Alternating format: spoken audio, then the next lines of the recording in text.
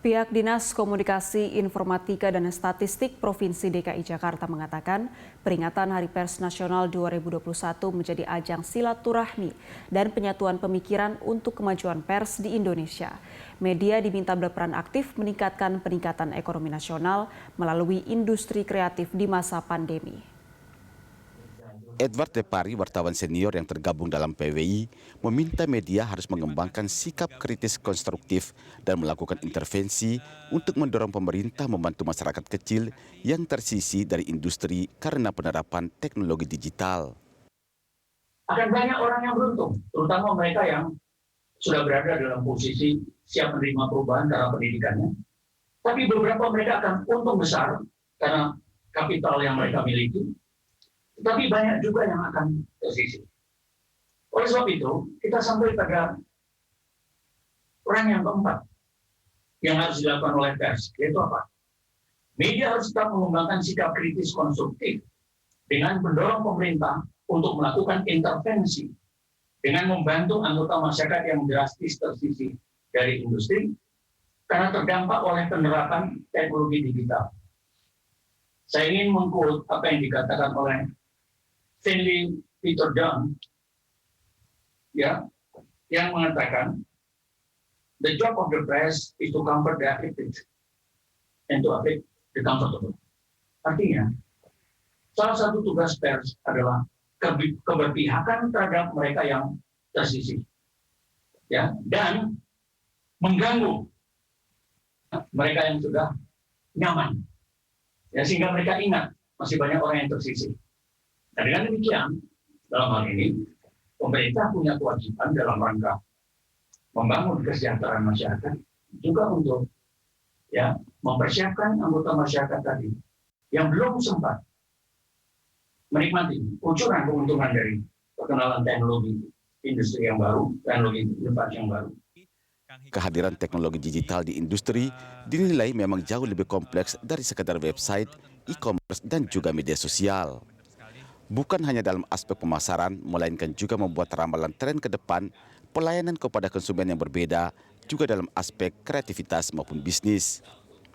Desainer ternama Indonesia dan sebagai entrepreneur mentor, Didit Maulana mengatakan banyak perusahaan membuktikan teknologi bisa diterapkan mulai dari pengalaman konsumen, pengembangan produk, bahkan desain bahan.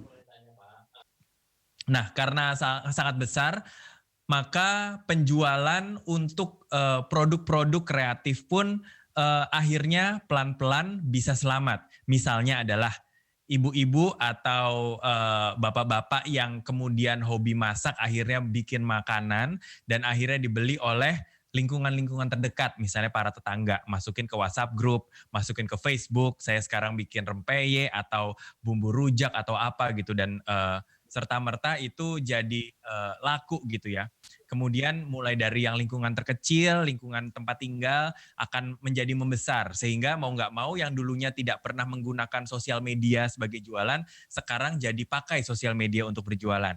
Ya, sehingga istilahnya lapaknya atau warungnya yang dulu misalnya dia membuka warung fisik ya untuk mengundang orang datang. Sekarang mau nggak mau jadi jualannya digital. Di awal-awal semuanya takut dengan kata-kata digital. Tapi waktu awal saya selalu memberikan semangat bahwa kalau kita sudah punya sosial media, itu saja yang kita gunakan terlebih dahulu untuk mempromosikan jualan kita. Sehingga memang mau nggak mau sekarang entah Facebook, Instagram, Twitter, atau yang lain-lain penuh dengan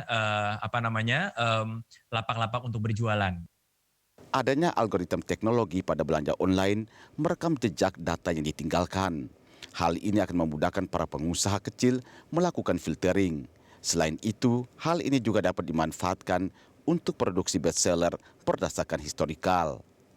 Sementara Hikmat Kurnia, Ketua Ikatan Penerbit Jakarta, menyatakan permintaan produksi buku menurun drastis saat pandemi COVID-19.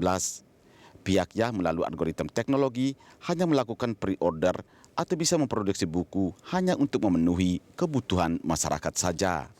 Untuk berhemat modal, karena apa?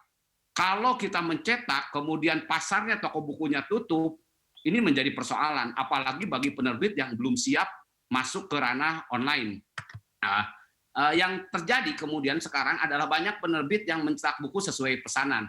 Artinya pre-sales atau pre-order istilahnya itu sangat menjamur. Artinya buku itu belum dicetak, belum itu buku diproduksi, tapi sudah ditawarkan. Sehingga jumlah yang tercetak, jumlah yang diproduksi sesuai dengan daya serap yang ada. Diharapkan pengusaha Indonesia atau entrepreneur kecil serta UMKM harus lebih relevan memanfaatkan teknologi tanpa harus mengubah nilai-nilai lokal Indonesia. Widya Anggita, Berita 1, Jakarta.